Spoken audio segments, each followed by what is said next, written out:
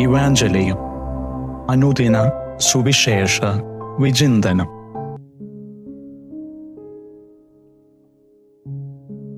ഇന്ന് നാം ശ്രവിക്കുന്ന സുവിശേഷം മത്തായിയുടെ സുവിശേഷം 13-ാം അധ്യായം 1 മുതൽ 9 വരെയുള്ള തിരുവചനങ്ങളാണ്.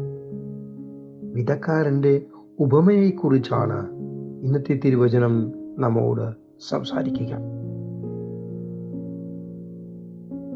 കടൽ തീരത്ത് ഇരുന്നു കൊണ്ടാണ് ഈശോ ജനക്കൂട്ടത്തെ ഇന്ന് പഠിപ്പിക്കുന്നത്.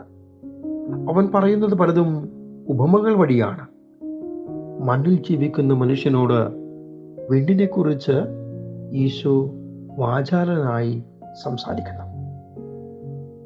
മണ്ണിൽ ജീവിക്കുന്നവന് വിണ്ണിൽ മഹത്വം ലഭിക്കുവാൻ എപ്രകാരം ജീവിക്കണം എന്ന് തിരുവചനം നമ്മോട് അവിടുന്ന് പങ്കുവയ്ക്കുന്നുണ്ട്. തിരുവചനങ്ങൾ കേൾക്കുമ്പോൾ എപ്രകാരം നാം മനസ്സിനെ പാകപ്പെടുത്തണം, എപ്രകാരം അത് ഹൃദയത്തിലേക്ക് ആഴത്തിൽ വേര് ഇറങ്ങി വരണം എന്നതിനെക്കുറിച്ചും തിരുവചനം നമ്മോട് സംസാരിക്കുന്നുണ്ട്. ഈശോ പറയുന്ന ഉപമ വിധക്കാരൻ്റെ ഉപമയാണെന്ന് ഞാൻ പറഞ്ഞു. വിധക്കാരൻ വിതയ്ക്കാൻ പുറപ്പെട്ടു. വിതച്ചപ്പോൾ വിത്തുകളിൽ കുറെ വഴിയരികിൽ വീണു. വഴിയരികെ വീണ വിത്തുകൾക്ക് എന്തു സംഭവിച്ചു എന്ന് ഈശോ പറയുന്നു. അത് പക്ഷികൾ വന്ന് തിന്നു കളഞ്ഞു. രണ്ടാമത്തെ വിത്തുകൾ വീണത് അധികം മണ്ണില്ലാത്ത പാറമേലാണ്. മണ്ണിന് ആഴമില്ലാത്തതിനാൽ അത് മുളച്ചു പൊങ്ങിയ ഉടനെ തന്നെ വെയിലേറ്റ് വാടിപ്പോയി.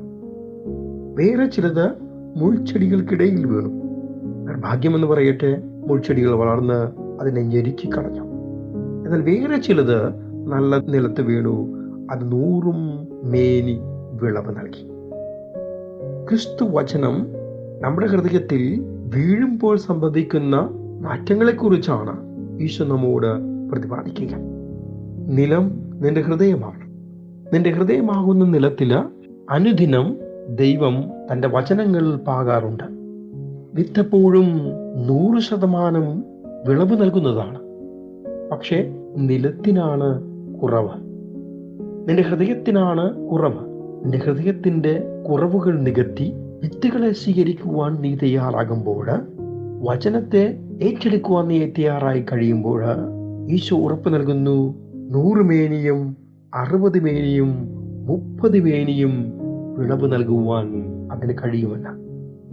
ഈശോയുടെ തിരുവചനത്തിലൂടെ ഒരുപാട് മാറ്റങ്ങൾ വന്ന വ്യക്തികളെ നമുക്ക് ചുറ്റും നമ്മൾ കാണാറുണ്ട്. അപ്പോഴൊക്കെ നാം ചോദിക്കുന്ന ചോദ്യം, എന്തുകൊണ്ട് അവനും അവൾക്കും മാറ്റങ്ങൾ വന്നു? എനിക്ക് സംഭവിക്കാത്ത മാറ്റം അവനിൽ സംഭവിച്ചതിന് കാരണം അവൻ്റെ മനസ്സിൻ്റെ നിലം അവൻ നന്നായി ഉഴുത് മറിച്ച് വിളവ് നൽകാൻ പാകത്തിൽ കൃത്യതയോടെ നിലനിർത്തി എന്നതാണ്. നമുക്കും സാധിക്കട്ടെ നമ്മുടെ മനസ്സുകളെ പാകപ്പെടുത്തുവാൻ, ക്രിസ്തുവിൻ്റെ വചനങ്ങളെ ഉള്ളിൽ പേറി 30, 60, 100 മേനി നൽകുന്ന വിത്തുകളായി തീരുവാൻ. അതിനുവേണ്ട കൃപയ്ക്കായിട്ട് വളരെ പ്രത്യേകിച്ച് പ്രാർത്ഥിക്കാം. ദൈവം അതിനായി നമ്മെ ഒരുക്കട്ടെ. ആമേൻ.